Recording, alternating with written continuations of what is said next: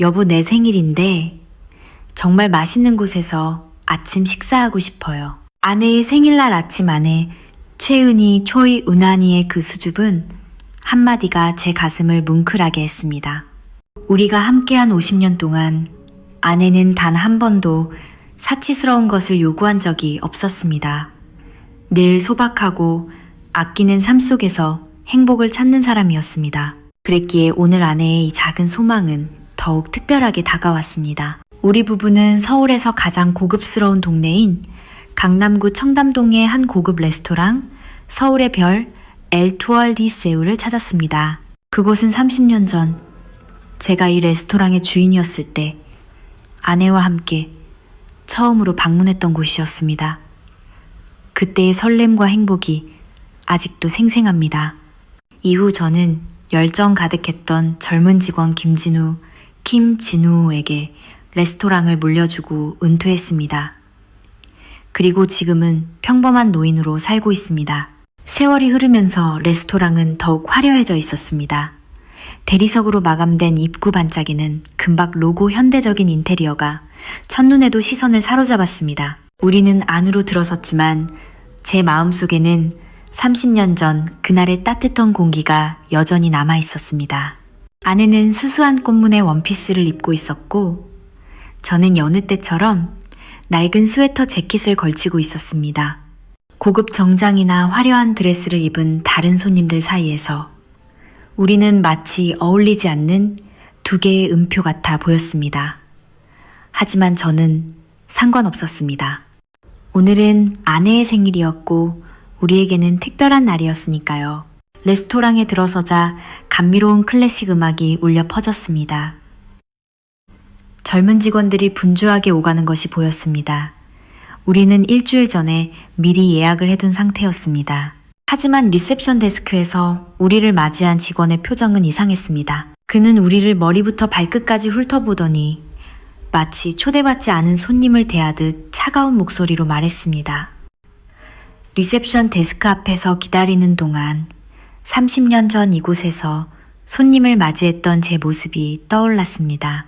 저는 손님을 가족처럼 대하며 그들의 겉모습이나 옷차림이 아닌 마음을 보려 노력했었습니다. 하지만 지금 이 레스토랑은 달라져 있었습니다. 젊은 직원들의 눈에는 냉정한 평가와 경멸이 담겨 있었습니다. 아내는 제 손을 꼭 잡은 채 조용히 서 있었습니다. 저는 그녀의 손이 미세하게 떨리는 것을 느꼈습니다. 우리 앞에 세련된 정장 차림의 젊은 커플은 곧바로 자리로 안내되었습니다. 하지만 우리는 여전히 그곳에서 기다려야 했습니다. 지나가는 직원들이 수군거리는 소리가 어렴풋이 들렸습니다.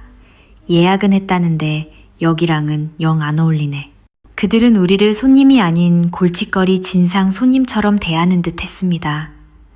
하지만 저는 여전히 아내의 손을 조용히 잡고 있었습니다. 적어도 오늘만큼은 아내가 상처받지 않기를 바랄 뿐이었습니다.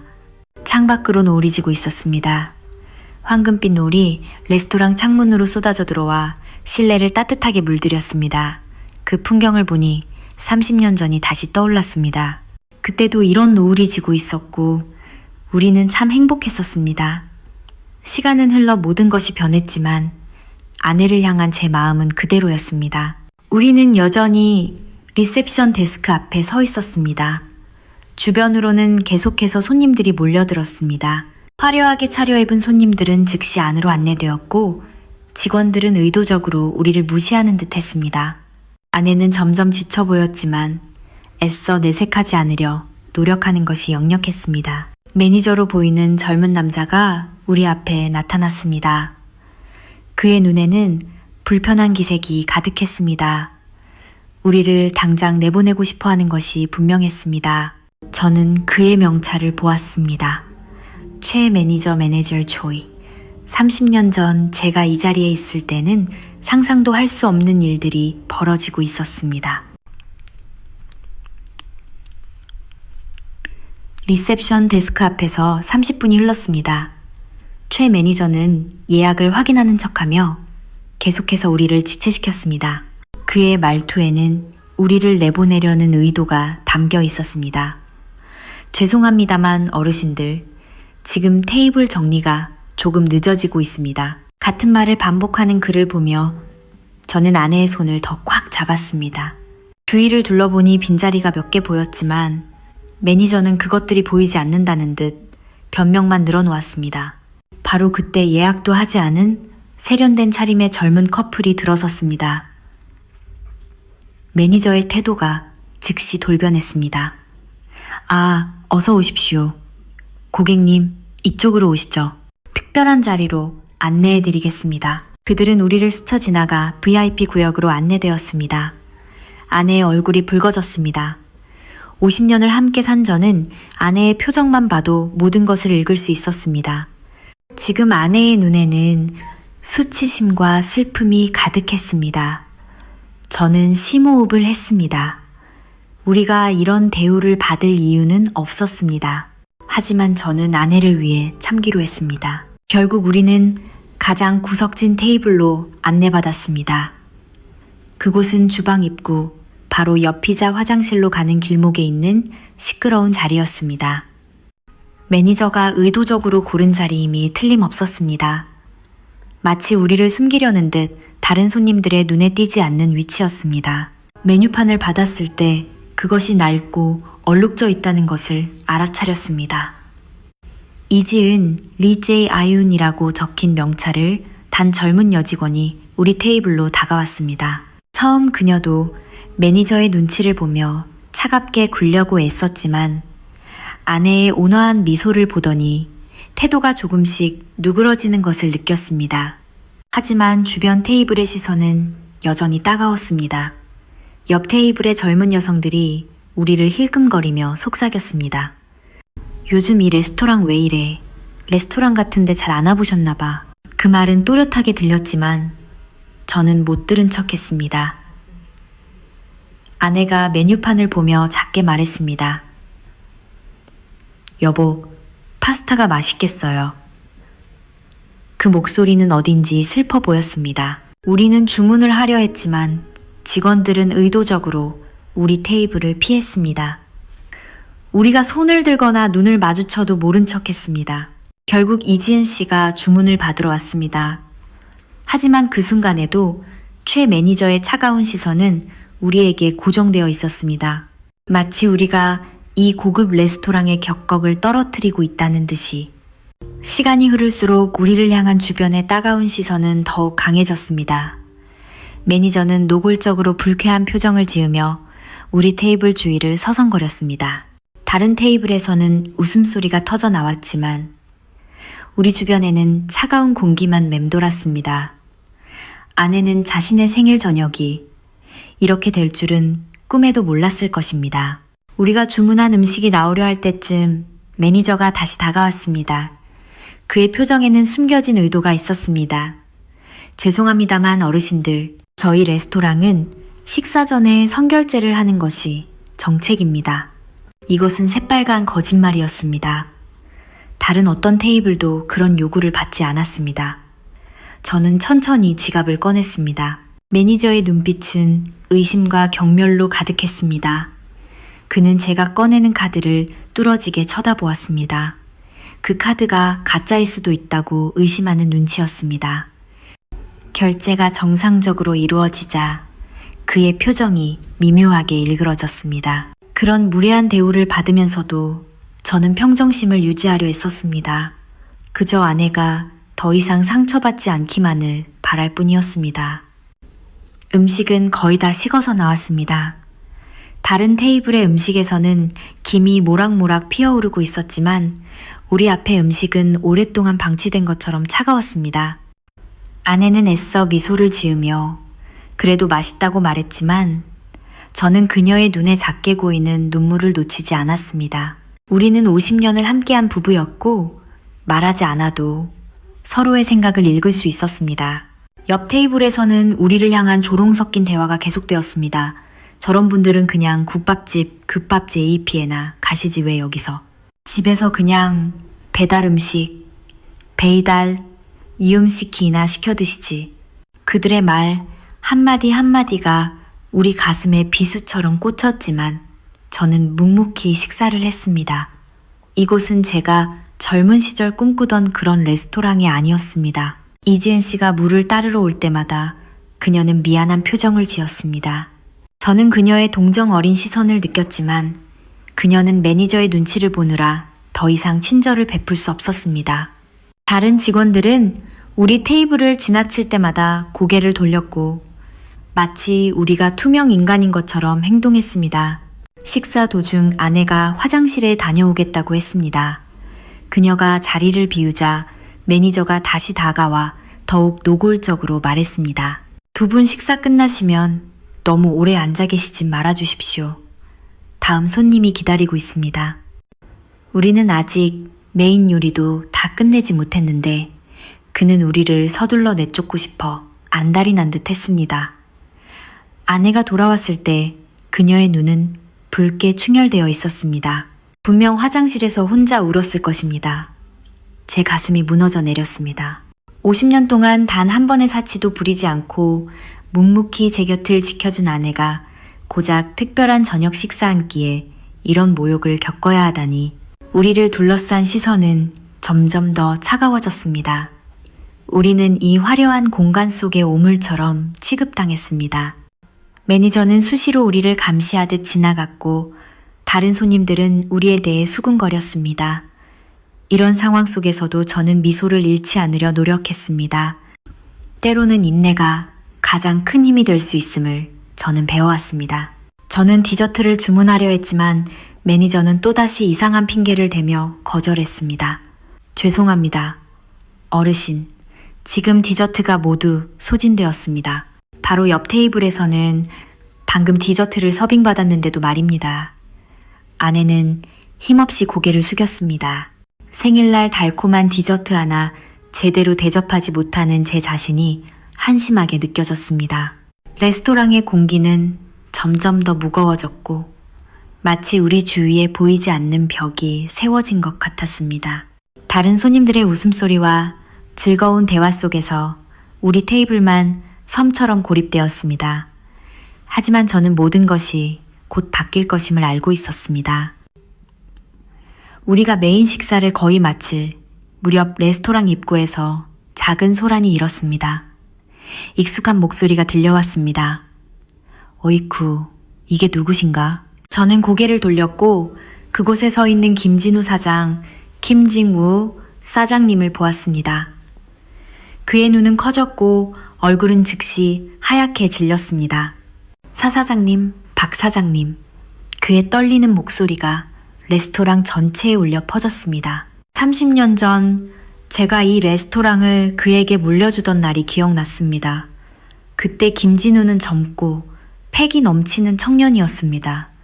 이 레스토랑에 갇히는 음식이 아니야. 손님 한 분 한 분을 대하는 진심. 그것이 진짜 격일세. 그것이 제가 그에게 건넨 마지막 조언이었습니다. 김진우 사장이 우리 테이블로 황급히 달려왔습니다. 최 매니저의 얼굴은 즉시 굳어버렸습니다. 최 매니저 이분이 누군지 알아? 김진우 사장의 목소리가 떨렸습니다. 이분은 30년 전 이 레스토랑을 창업하신 박현식 팔큐는식 사장님이셔. 내가 오늘 이 자리에 있는 것도 다 이분 덕분이라고. 주변은 순식간에 정적이 감돌았습니다. 방금까지 우리를 비웃던 손님들의 숨소리마저 차가워졌습니다. 매니저는 창백해진 얼굴로 그 자리에 얼어붙었습니다. 이지은 씨는 놀란 눈으로 우리를 바라보았습니다. 다른 직원들은 어찌할 바를 모르는 듯 서로 눈치만 살폈습니다. 김진우 사장이 말을 이었습니다. 박 사장님은 이 레스토랑을 단순한 식당이 아니라 사람의 마음을 담는 공간으로 만드신 분이야. 첫 손님부터 마지막 손님까지 모든 분을 가족처럼 대하셨다고. 덕분에 이 레스토랑이 서울에서 가장 사랑받는 곳이 되었던 거야. 저는 천천히 자리에서 일어났습니다. 레스토랑의 모든 시선이 제게로 쏠렸습니다. 레스토랑이 많이 변했구먼, 김 사장. 제 말에 김진우 사장의 얼굴이 붉어졌습니다. 사 사장님, 죄송합니다. 제가 사장님의 가르침을 잊었습니다. 그의 목소리에는 진심 어린 후회가 담겨 있었습니다. 이제 땀으로 범벅이 된 얼굴에 최 매니저가 사과하기 시작했습니다. 죄송합니다. 저는 미처 몰라 뵙고. 하지만 저는 그의 말을 잘랐습니다. 아니, 자네가 날 몰라본 게 중요한가? 자네는 모든 손님을 이런 식으로 대하는가? 레스토랑은 더욱 조용해졌습니다. 옆 테이블에서 우리를 비웃던 손님들은 이제 고개를 숙였습니다. 그때까지 우리를 무시했던 직원들은 부끄러운 듯 시선을 돌렸습니다. 오직 이지은 씨만이 눈물을 글썽이며 진심 어린 표정으로 서 있었습니다. 레스토랑의 격은 화려한 장식이나 비싼 음식에 있는 게 아닐세 제 목소리가 낮게 울렸습니다. 진짜 격은 모든 손님을 진심으로 대하는 태도에 있는 거야.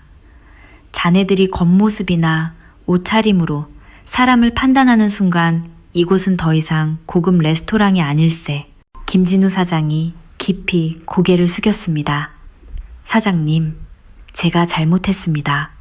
레스토랑의 본질을 잊었습니다. 최 매니저는 오늘부로 해고입니다. 아내가 조용히 제 손을 잡았습니다. 그녀의 눈에는 더 이상 슬픔이 없었습니다. 대신 자부심과 사랑이 가득했습니다. 여보, 당신은 여전히 멋진 사람이네요. 아내의 속삭임이 제 마음을 따뜻하게 했습니다. 레스토랑의 모든 사람들이 새로운 눈빛으로 우리를 바라보았습니다. 하지만 그들의 시선은 제게 중요하지 않았습니다.